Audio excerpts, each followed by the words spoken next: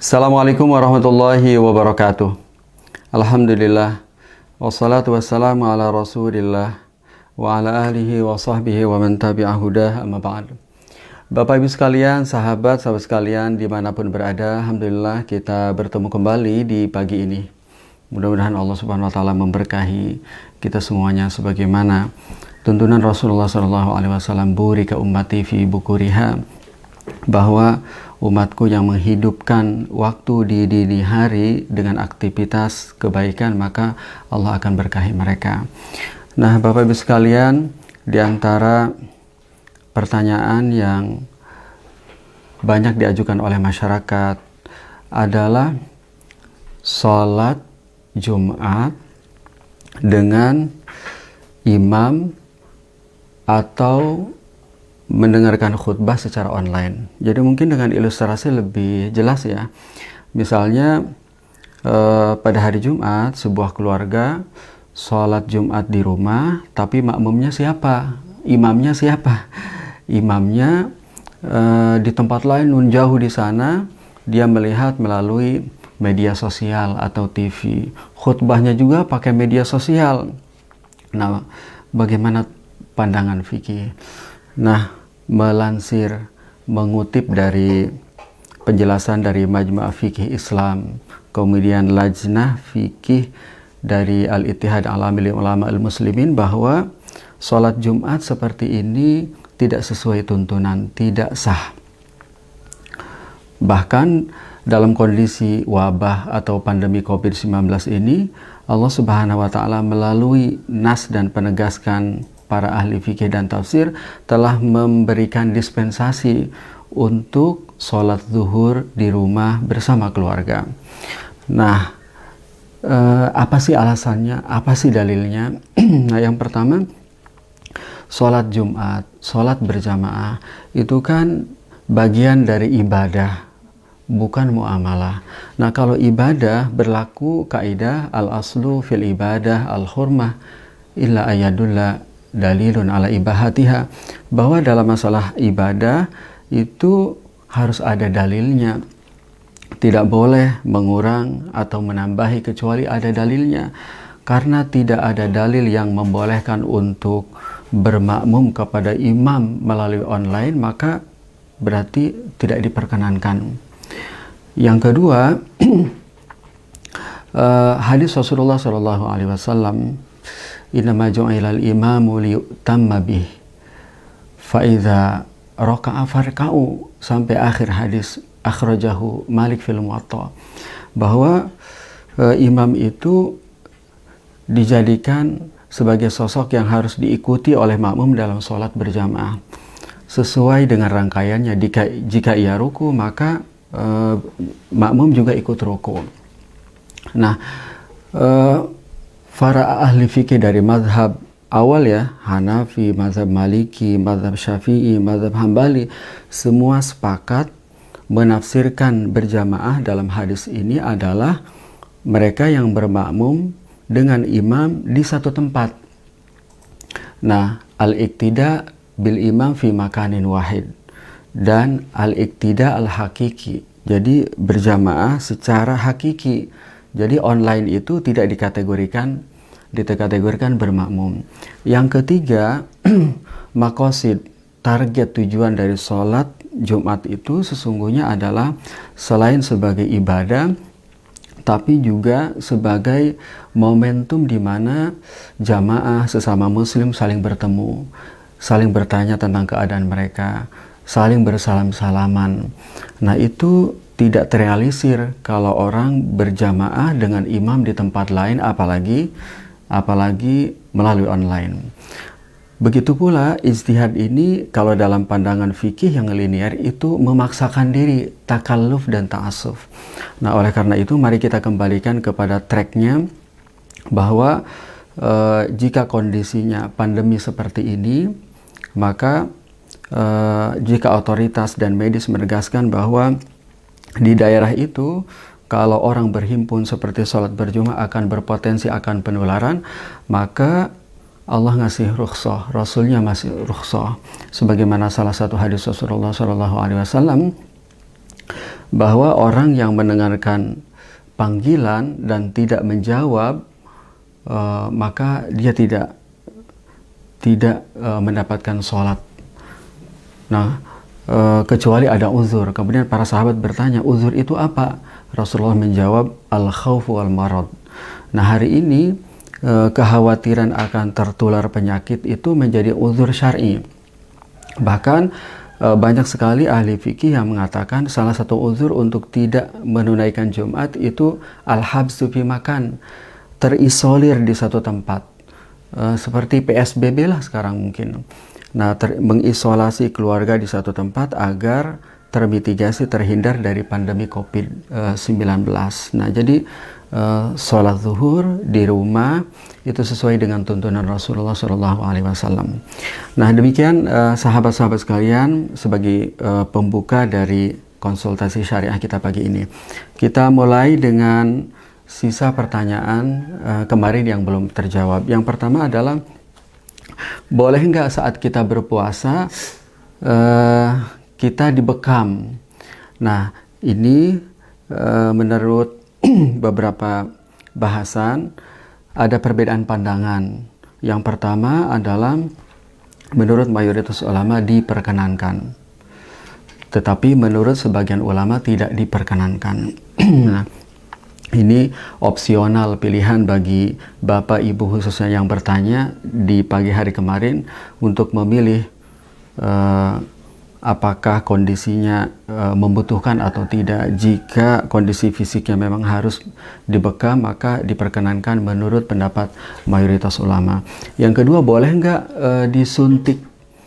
Nah, ini juga sebagaimana ditegaskan oleh para ahli fikih kontemporer seperti Syekh Atiyah Sokor, memilah apabila suntiknya itu seperti infus, di mana mensuplai makanan, maka seperti ia berarti makan dan minum, berarti batal wudunya, tidak diperkenankan.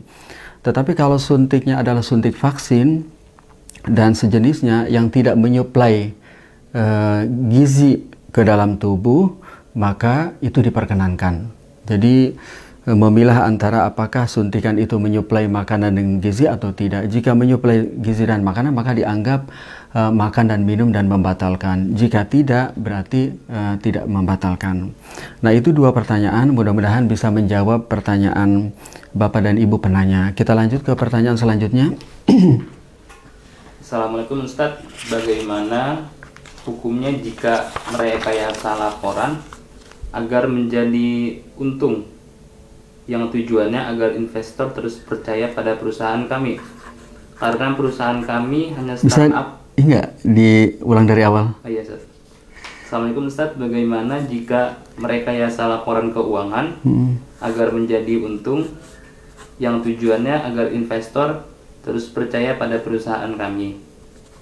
Karena perusahaan kami hanya startup yang masih sangat butuh investor. Iya. Rekayasa itu kan beragam. Mungkin kalau dicontohkan tentang seperti apa, mungkin akan lebih tergambar bagi saya untuk memotretnya. Tetapi secara umum, jika yang dimaksud adalah merekayasa laporan berbeda dengan yang sebenarnya, isinya berarti memalsukan, tidak menggambarkan sebenarnya, itu tidak diperkenankan. Sebagaimana hadis Rasulullah SAW, man ghasyana falaysa minna. Oleh karena itu, apapun kondisinya, startup, pemula, maka berikhtiar sportif, profesional. Jadi yang kita lakukan adalah bagaimana produk yang kita jual ini bisa berkualitas, walaupun dengan bertahap. Itu lebih baik daripada membuat cara-cara mempercepat proses ini yang seharusnya memakan waktu sekian, dipercepat karena rekayasa atau lainnya. Nah, karena perilaku seperti ini sesungguhnya dalam jangka dekat ataupun panjang akan merugikan.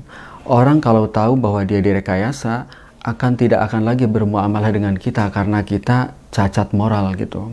Nah, oleh karena itu, kembali ke tuntunan ini sebenarnya kembali ke trust, kepercayaan publik dan pasar kepada kita. Wallahu alam. Assalamualaikum Ustadz. Bagaimana hukumnya jika mudik saat pandemi seperti saat ini? Karena istri saya tengah hamil besar dan diperkirakan akan lahiran akhir Mei atau awal Juni. Orang tua kami menginginkan kami untuk melakukan persalinan di kampung halaman. Ya, mungkin kita buat kaidah dasar dulu ya. Kaidah dasarnya adalah tidak boleh mudik. Tidak boleh mudik. Jika otoritas setempat memang menyampaikan tidak boleh mudik. Medis dan kesehatan juga tidak boleh mudik. Jadi syariat dan fikih ikut apa protokol ketentuan otoritas tentang di daerah tersebut. Seperti kami di Depok dan Jakarta ini memang nggak boleh mudik. Dan kami tidak mudik gitu. Nah itu pertama, karena itu sesuai dengan tuntunan Rasulullah SAW, di mana disampaikan pada saat Umar bin Khattab bermusyawarah di perbatasan Syam, masuk Syam yang ada wabah Ta'un Amwas atau kembali ke Madinah.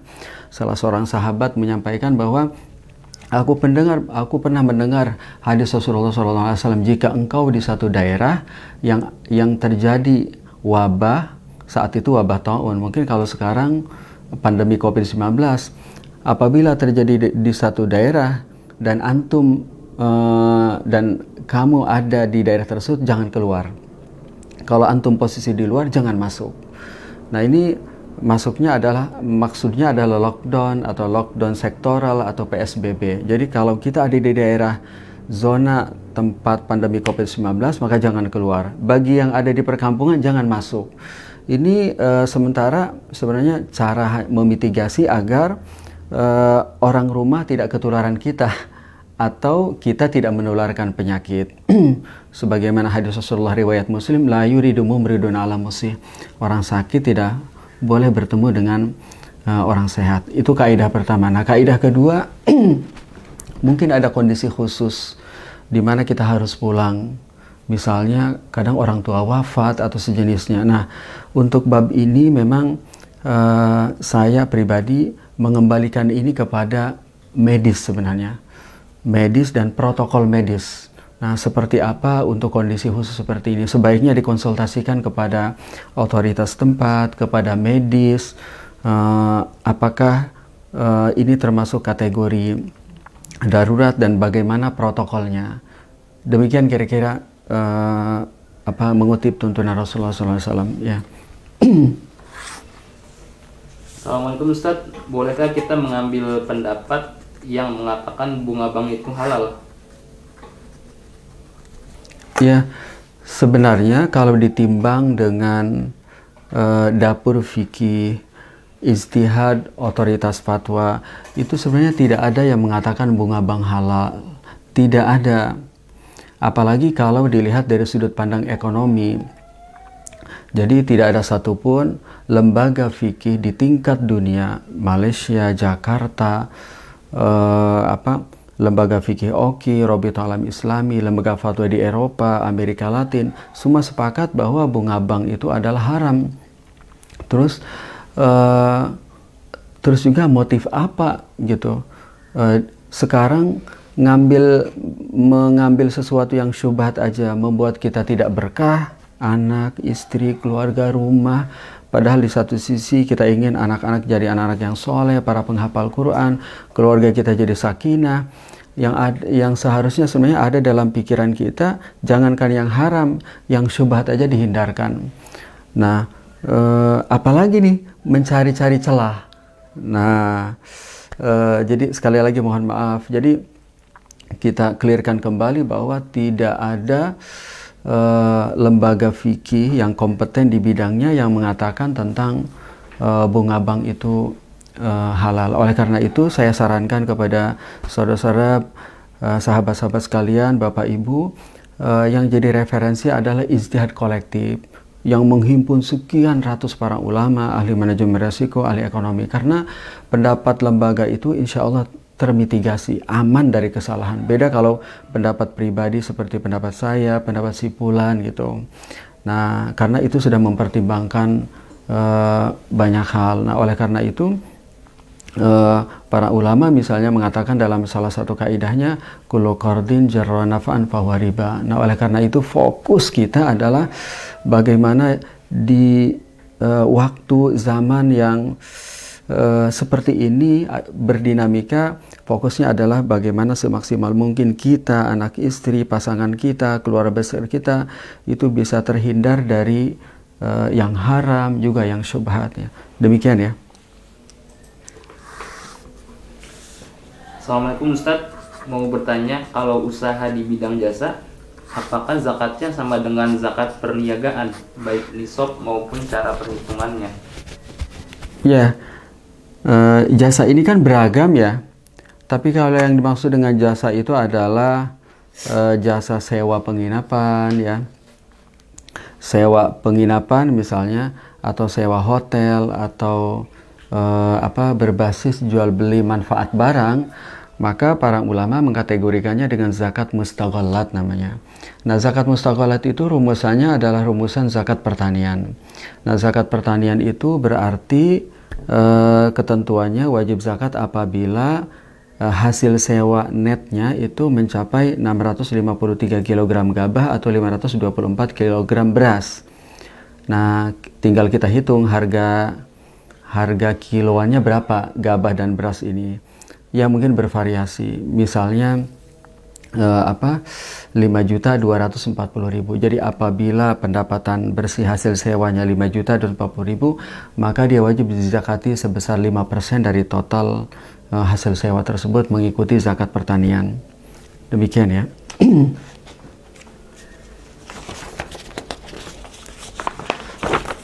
Ya. Assalamualaikum Ustaz, bagaimana menyikapi orang yang berpendapat bank syariah itu tidak syariah karena bank syariah mengikuti regulasi BI dan BI mengikuti regulasi Bank Dunia? Ya, jadi sebenarnya mungkin perlu dibedah dulu, perlu ditabayun dulu apakah memang semua regulasi itu haram, semua regulasi itu ribawi. Nah, Al-Quran yang menjadi tuntunan kita juga menyampaikan ya ayyuhalladzina amanu idza ja'akum fasiqun binaba'in fatabayyanu. Jika ada informasi tabayyun. Nah, alhamdulillah juga dibuka dalam forum ini. Jadi tidak semua regulasi itu juga haram, apalagi di kita di mana otoritas itu ada peraturan perundang-undangan terkait dengan lembaga keuangan syariah, ada yang konven. Nah, selama saya mengikuti perumusan itu, bank syariah, lembaga keuangan syariah, produknya itu diatur dengan konsep produk dengan fatwa otoritas yang sesuai syariah. Mungkin ada beberapa satu hal yang menginduk ke otoritas yang belum sempurna atau peraturannya masih konven, tapi menurut saya nggak sebanding dari aturan regulasi yang sesuai syariah. Jadi clear bahwa konsepsi produk bank syariah itu sudah sesuai syariah. Bahkan dengan dia merujuk pada regulasi, itu bank syariah jadi terawasi. Beda kalau usahanya dikelola oleh personal, oleh si A, si B, si C. Kepatuhan terhadap syariahnya sangat mengandalkan kepada sholat subuhnya, keimanannya. Coba aja dibedah usaha-usaha pribadi yang tidak diawasi, kira-kira dari mulai A to Z sudah sesuai belum? Modalnya dari mana? Ditunaikan zakatnya apa enggak? Arus kasnya gimana? Cash in cash outnya gimana? Nah, ketepatan hari ini bank syariah ini dibuka pelaporan, jadi ketahuan tuh mana yang kurang, mana yang berlebih. Sedangkan usaha-usaha pribadi yang nggak ketahuan tuh, nggak pernah dibuka. Nah, belum tentu juga kan sempurna. Jadi regulasi itu sesungguhnya yang mengatur lembaga keuangan syariah itu sudah sesuai syariah. Mungkin ada satu dua ya, menurut saya tidak membuat stigma bahwa itu tidak sesuai syariah. Insya Allah comply. Yang kedua, dengan kita merujuk kepada otoritas, jadi terawasi. Tiap bulan ada laporan, ada penyimpangan dilaporkan. Nah, ini keunggulan daripada bisnis di sektor real yang boleh jadi hanya mengandalkan keimanan pengelolanya nggak pernah dibuka di publik, bayar zakat apa enggak. Jangan-jangan CSR dijadikan zakat. Demikian gelapnya gitu. Nah, yang ketiga,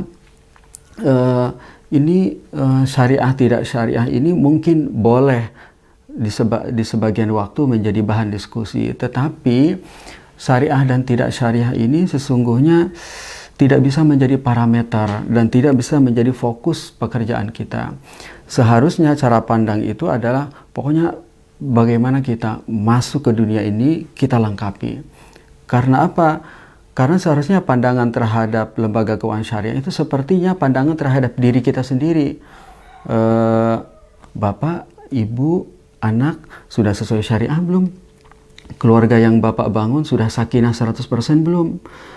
Sudah menunaikan adab sebagai seorang istri belum? Setelah pertanyaan sekian, aduh, pada diam deh, nggak mau jawab. Akhirnya, nggak sesuai syariah. Ini yayasan anak yatim nggak sesuai syariah. Ini nggak sesuai syariah. Setiap hari pagi ini nggak sesuai syariah. Ini nggak sesuai syariah. Nah, padahal itu kalau dilakukan pandangan itu terhadap diri kita jebol semuanya. Karena nggak ada yang sesuai syariah. Padahal kita berkeluarga udah puluhan tahun. Berdinamika, jauh dari kesempurnaan, jauh dari ideal. Padahal bank syariah ini termasuk kategori berdakwah syarat dengan dinamikanya, seperti perpolitikan, beda dengan guru, petani, dan lainnya. Mungkin tantangan tetapi tidak seberat. Apalagi dengan seorang suami, bangun subuh, bangun tahajud, itu kan tidak perlu izin RT RW, nggak ada isu pajak, nggak ada isu peraturan perundang-undangan, tapi kenyataannya memang masih jauh dari kesempurnaan. Nah, kita kembali ke awal. Jadi, insya Allah dengan merujuk kepada aturan perundang-undangan justru positif, diawasi. Peraturan perundang-undangannya juga sudah diatur sesuai syariah. Demikian ya, wallahu a'lam. Jika zakat fitrah itu dikonversi menjadi 2,5 kg beras per orang, misal tanggungan saya 4 orang, jadi totalnya 10 kilo.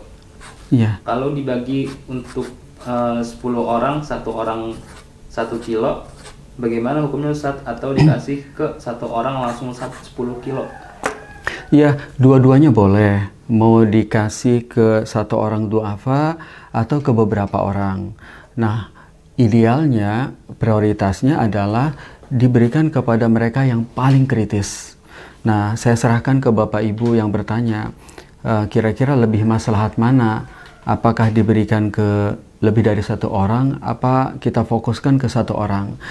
Nah, jadi pokoknya parameter dan kriterianya adalah mana yang lebih maslahat, mana yang lebih memenuhi hajat mustahik gitu ya. Demikian, Ustaz. Assalamualaikum Ustadz, saya punya tabungan bank konvensional hanya untuk kemudahan transaksi bisnis yang umumnya menggunakan bank konvensional dan kemudahan ATM yang banyak. Bagaimana hukumnya Ustadz? Ya, menurut saya sih jika masih ada pilihan lain alternatif, tetap menggunakan syariah agar lebih bersih gitu. Jadi misalnya kartu kredit. Nah, kartu kredit, selama ada kartu kredit syariah, pakai aja yang syariah. Kenapa harus konven? Nah, kalau alasannya kebutuhan, nah kebutuhannya sejauh mana? Nah, kalau memang darurat, butuh banget, nah bisa digunakan, tapi seperti rekening. Mungkin hanya sekedar untuk numpang lewat, apalagi kalau pakai SI, standing instruction, sehingga dia benar-benar numpang lewat. Nah, jadi kaidah dasarnya selama ada pilihan lain yang halal, pakai yang halal agar lebih menenangkan, lebih tumakninah gitu. Tapi kalau dalam kondisi tertentu ada kebutuhan yang nyata untuk proses bisnisnya, maka nggak apa-apa. Ya terukurlah sekedarnya saja. Misalnya kita buka rekening konven untuk bisnis kita memudahkan klien, tapi misalnya rekening itu pakai standing instruction. Jadi dibuka juga rekening syariah sehingga setiap ada dana setiap ada dana di rekening konven tersebut akan langsung berpindah ke syariah. Nah, demikian ya. Ya.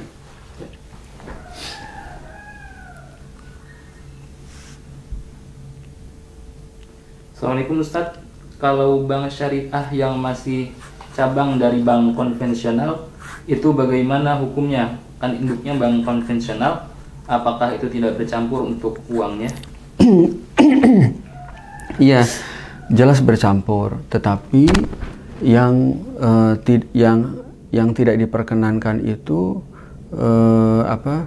bukan campur fisiknya, tetapi pencatatannya.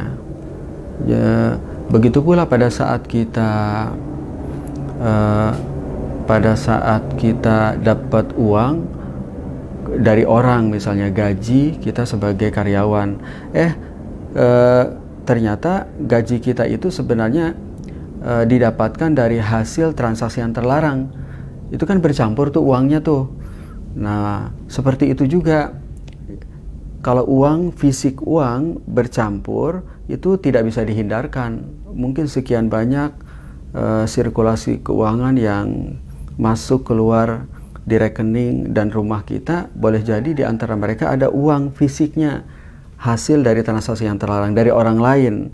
Nah, itu sesuatu yang tidak bisa dihindarkan. Tapi bukan, yang dimaksud itu bukan uangnya, tetapi pencatatannya berapa.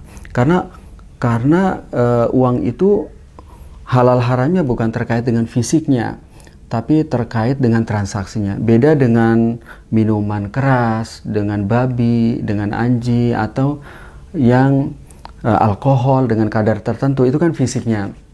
Tapi kalau uang itu transaksinya. Oleh karena itu, regulasi kita juga telah menyimpulkan bahwa lembaga keuangan konven ini boleh membuka unit usaha syariah walaupun uangnya berkurang, selama pencatatannya jelas, selama pencatatannya tidak nyampur, jadi di pencatatannya gitu. Oke. Assalamualaikum Ustadz, bagaimana seharusnya jika suami atau istri masih bekerja di bank konvensional karena takut nggak dapat kerja? Kalau dulu kerja di syariah kemudian berhenti dan pindah ke konven, bagaimana Ustaz? Iya, jadi pertama memang bekerja di bank konven yang murni mencari maisha, ya, nggak ada niat dakwah, nggak ada punya kebijakan gitu, menurut saya sih tidak diperkenankan. Oleh karena itu kita harus secepatnya mencari tempat baru yang halal, tempat baru yang lebih menenangkan. Nah, jika perlu proses, maksudnya perlu waktu tertentu untuk dapat tempat baru yang halal, maka tidak apa-apa di tempat yang lama. Tidak apa di tempat yang lama sampai ada tempat baru yang halal dengan salari yang bisa mencukupi kebutuhan primer dan sekunder keluarga, baru kita pindah. Nah, masa penantian, masa pencarian ini itu diperkenankan karena darurat. Nah, ini sesuai dengan kaidah ad-darurat tubihul madzurat wa ad-darurat tuqaddaru biqadariha. Nah, demikian ya. Assalamualaikum Ustadz, apakah boleh menjual hasil kebun yang digadaikan selama belum ditebus utangnya dengan kesepakatan kreditur? Nggak boleh, karena apabila, siapa nanya? Dari Bapak Sartono. Pak Sartono di? Tangerang. Pak Sartono, jadi misalnya saya minjem 10 juta, kemudian jadi saya debitur, Pak Sartono kreditur, padahal saya gadaikan kebun, gitu kan ya, kebun. Nah, boleh nggak Pak Sartono mengambil buah-buah dari pohon-pohon yang ada di kebun tersebut? Nggak boleh, karena kebun tersebut milik saya. Nah, kecuali dari awal memang tanpa ada beban, tanpa terpaksa, saya memang sudah merelakan. Jadi dari awal, Pak, silakan aja ambil buahnya, tapi sekian. Nah, itu berarti boleh dengan syarat ada izin. Selama tidak ada izin, tidak ada persetujuan, atau kira-kira izin dia itu karena kepaksa, karena utang, tetap nggak boleh.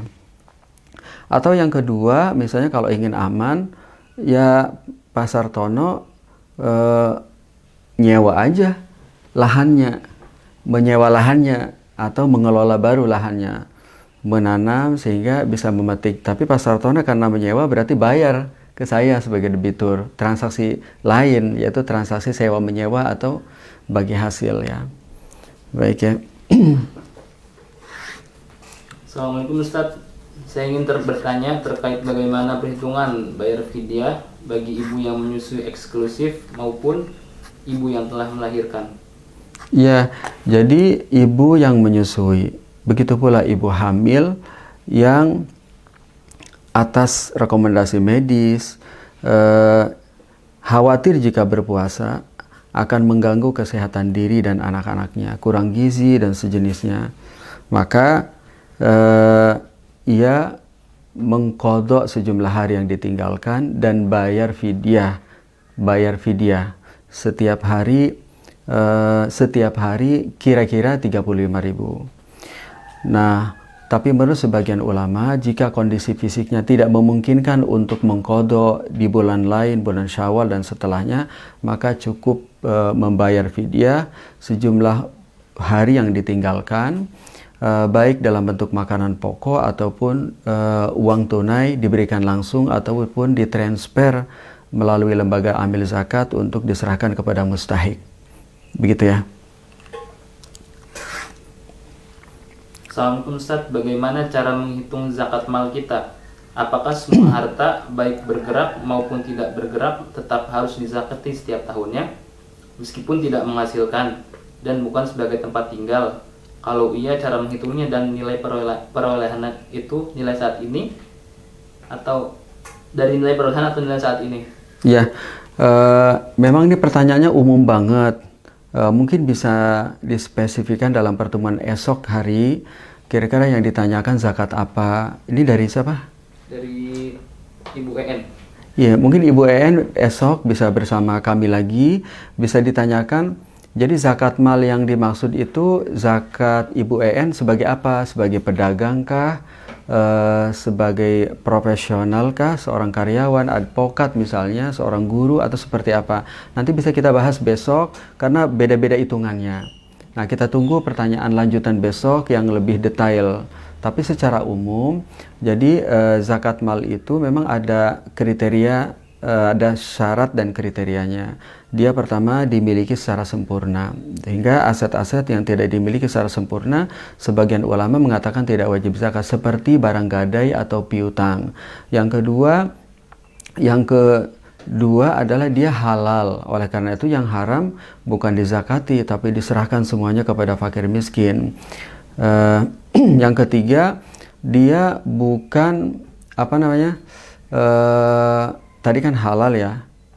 Yang ketiga itu bukan aset yang digunakan untuk kebutuhan primer, misalnya rumah yang didiami. Rumah yang didiami ini kan, atau kendaraan yang biasa digunakan untuk antar jemput anak-anak, nah itu tidak wajib zakat. Nah, kira-kira seperti itu.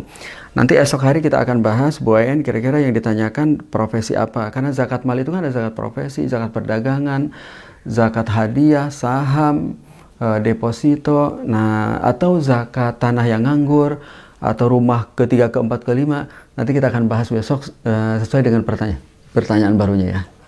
Lanjut dulu ya. Apakah boleh zakat mal kita bagikan sendiri namun tidak ke semua 8 asnaf?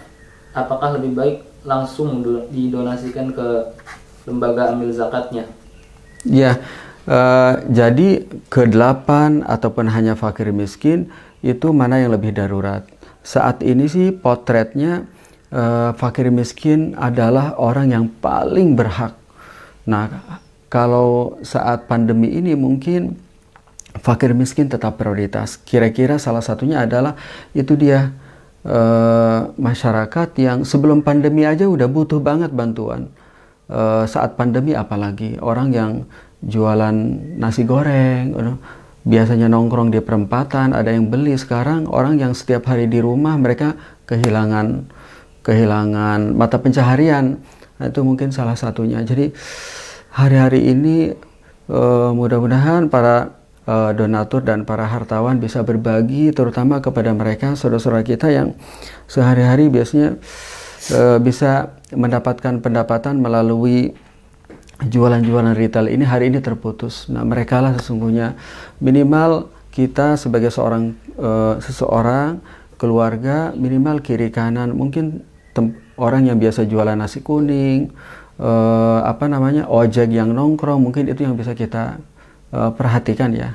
Mana yang paling berhak, itu dia yang paling prioritas. Yang kedua, kalau menurut saya pribadi, menyalurkan melalui lembaga zakat lebih ahsan, lebih afdol, lebih prioritas, agar donasi yang kita salurkan ini tepat sasaran, diberikan kepada orang yang paling berhak. Assalamualaikum Ustadz, bolehkah saya Assalamualaikum Ustadz, kadang kita mengisi saldo fintech payment atau e-wallet itu beli dari teman. Apakah itu termasuk jual beli uang? Ya, sebenarnya sebelum itu kita harus pastikan dulu e-wallet, e-money, fintech payment, uang digital itu yang kita transaksikan itu memang halal apa tidak, sudah dapat izin dari otoritas sebagai e-money syariah apa tidak. Nah, jadi sebelum yang ini maka harus dipastikan bahwa e-wallet yang kita gunakan melalui platform digital itu adalah e-money yang sudah mendapatkan izin dari otoritas sebagai e-money syariah dan sudah mendapatkan sertifikat. Nah, hari ini kan sudah tersedia tuh e-money syariah. Jadi saya sendiri menyarankan untuk menggunakan itu karena sudah ada pilihannya. Kalau dulu kita berbicara tentang darurat, nah karena tidak ada pilihan lain, hari ini ada pilihan yang sesuai syariah, maka menggunakan e-money, uang digital, e-wallet yang sudah dapat izin otoritas. Nah, Bapak itu bisa searching e-money yang sudah mendapatkan izin dari otoritas sebagai e-money syariah. Ustadz, kami ada sawah. Kondisi sekarang dikelola saudara. Hasil panen tidak mesti kami dapat jumlahnya berapa. Apakah zakatnya dibebankan ke kami atau saudara yang mengelola? Iya, jadi pilihannya ada dua. Jika sudah wajib zakat pada saat panen pertama sebelum dibagi hasilkan, maka udah tunaikan aja zakatnya. Kalau zakat pertanian kan berarti nisabnya, wajib zakatnya apabila hasil panennya itu senilai 653 kg gabah atau 524 kilogram beras. Apabila itu mencapai, keluarkan aja dulu sebelum dibagikan. Itu mungkin lebih baik, lebih prudent, lebih hati-hati. Pilihan kedua, ya dibagikan dulu, nanti masing-masing mengeluarkan sesuai dengan kadar yang diterimanya kalau sudah mencapai nisab. Nah, begitu, Ustaz. Assalamualaikum Ustadz, bagaimana ketentuan hukum Islam yang mengatur tentang harta bersama milik suami dan istri?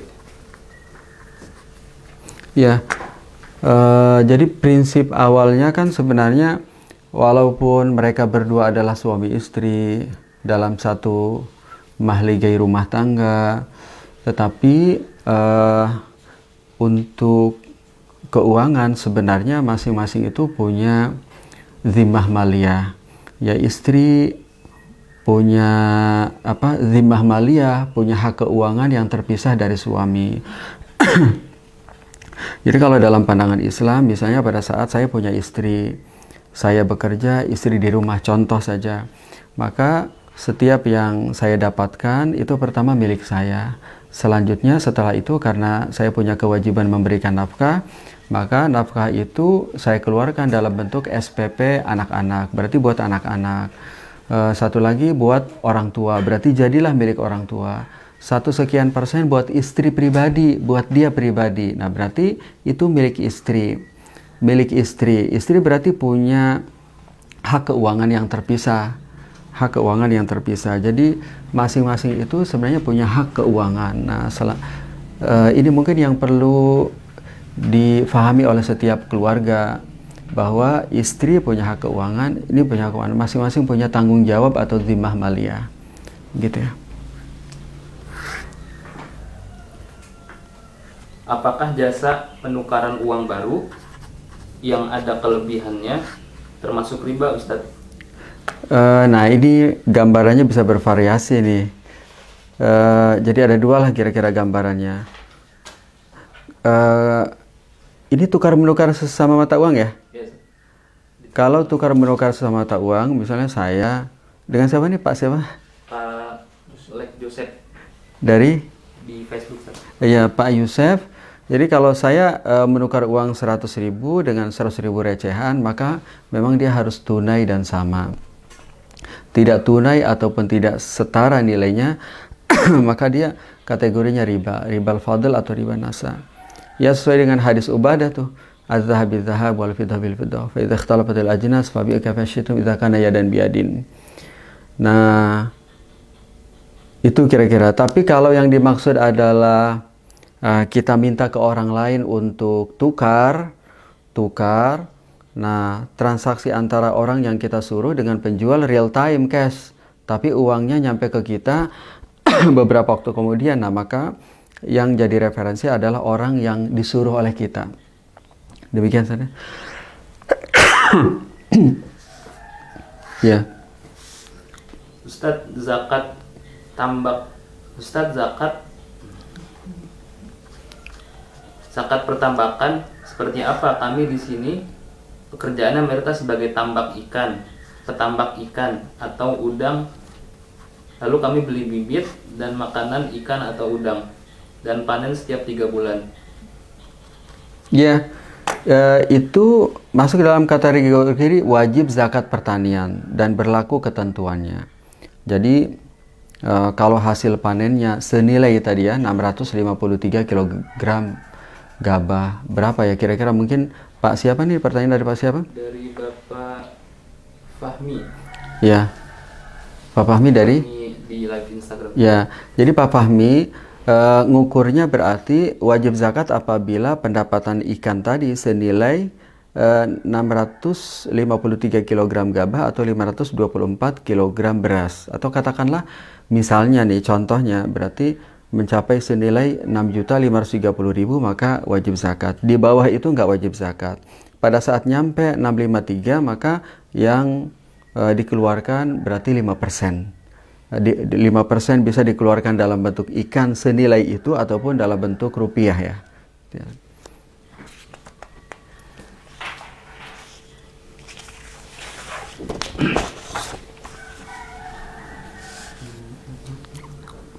Lanjut. Assalamualaikum Ustadz, izin bertanya, mohon jelaskan terkait akad tukang parkir yang ada di depan minimarket. Di awal perjanjian tidak ada kesepakatan atau akad yang berlangsung. Ketika keluar baru. Iya. Iya, mungkin memang itu kelaziman kita aja. Jadi kalau kita parkir sendiri, pas mau keluar biasanya kan ada tukang parkir tuh. Nah, mungkin kelaziman aja ya. Jadi kelaziman itu apakah itu dianggap sewa menyewa, sehingga si tukang parkir itu mendapatkan jasa atas mengamankan mobil. Nah, mengamankan mobil atau memang sebenarnya sukarela aja gitu.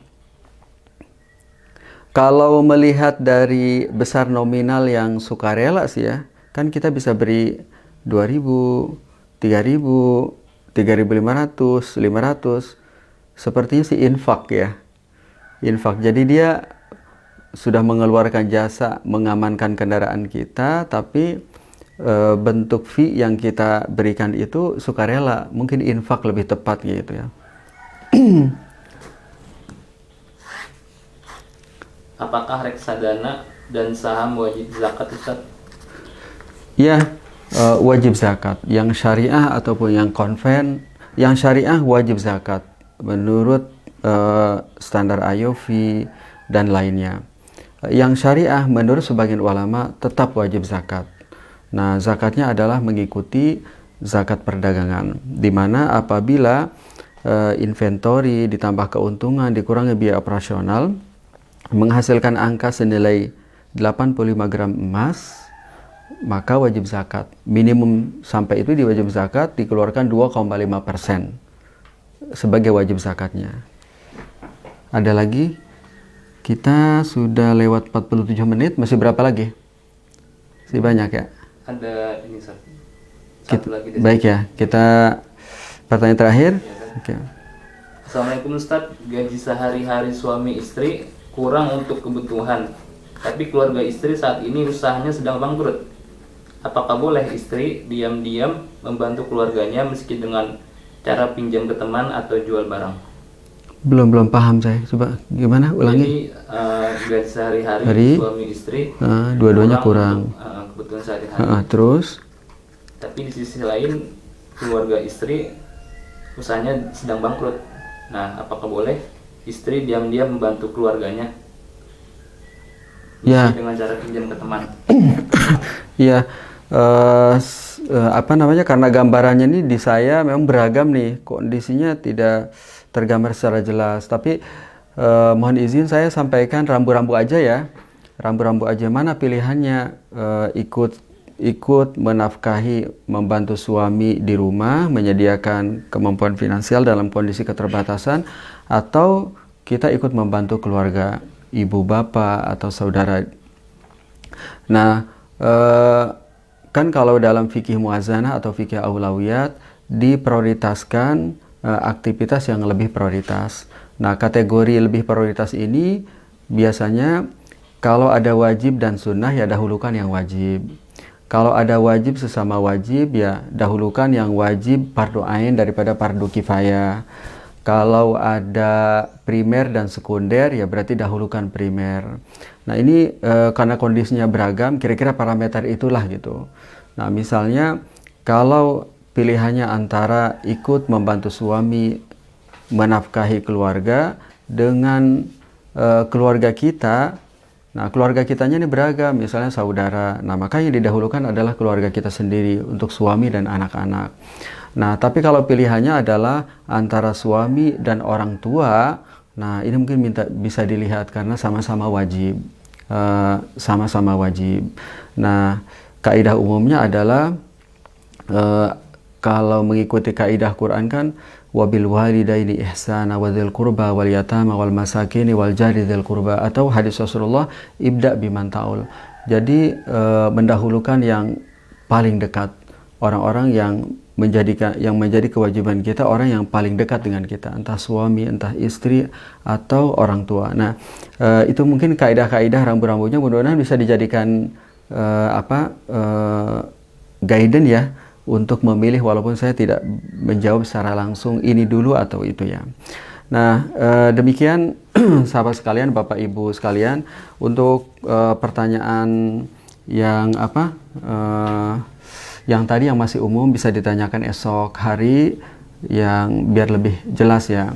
Nah selanjutnya Bapak Ibu sekalian bisa membaca beberapa referensi dari jawaban saya masih singkat hari ini. Bisa lebih lanjut membuka akun saya, akun Facebook, Instagram, Telegram, Twitter, Facebook. Nama akunnya Muamalah Daily. Bapak Ibu sahabat sekalian bisa juga mendownload aplikasi kami Muamalah Daily di Play Store. Bapak Ibu juga bisa membaca tulisan-tulisan saya setiap hari selain Ahad di Koran Republika atau di situs Republika di kolom Fikih Muamalah Daily. Nah hari ini saya menulis tentang adab bermedia sosial. Nah Bapak Ibu juga jika ingin lebih mendalam bisa mendapatkan buku-buku terbitan kami, buku-buku yang saya tulis ini Fikih Muamalah Kontemporer, ada 3 jilid. Ini isinya adalah bahasan-bahasan setiap hari tentang imani, iwalat, isyariah, cashback, juga tentang fikih muamalah keluarga, emak-emak di pendidikan, olahraga juga bisa dibahas di sini. Ini dulu baru itu, ini membahas tentang tadi. Ini dulu apa itu dulu apa ini. Karena sehari-hari kan pilihan kita tidak hitam putih, tidak serba ideal, kadang pilihannya memang nggak ideal. Nah ini ilmu terapan sehari-hari. Ini maqasid, tapi maqasidnya khusus muamalah. Ini juga usul fikih, tapi muamalah. Ini fikih muamalah tentang teori akad. Nah ini namanya buku Fikih Riba Gharar, 10 ilmu hitam dalam bisnis, dan ini fikih zakat kontemporer. Mudah-mudahan bisa membantu, membekali, mencerahkan sahabat sekalian. Mohon maaf kalau ada kata saya yang kurang santun, kurang sopan. Mudah-mudahan hari ini kita bisa menjadikan Ramadan lebih baik dari hari yang kemarin, syarat dengan ibadah yang lebih maksimal, lebih baik dan lebih berkah. Kita tutup dengan doa kafaratul majelis. Subhanakallahumma bihamdik asyhadu an la ilaha illa anta astaghfiruka wa atubu ilaik. Assalamualaikum warahmatullahi wabarakatuh.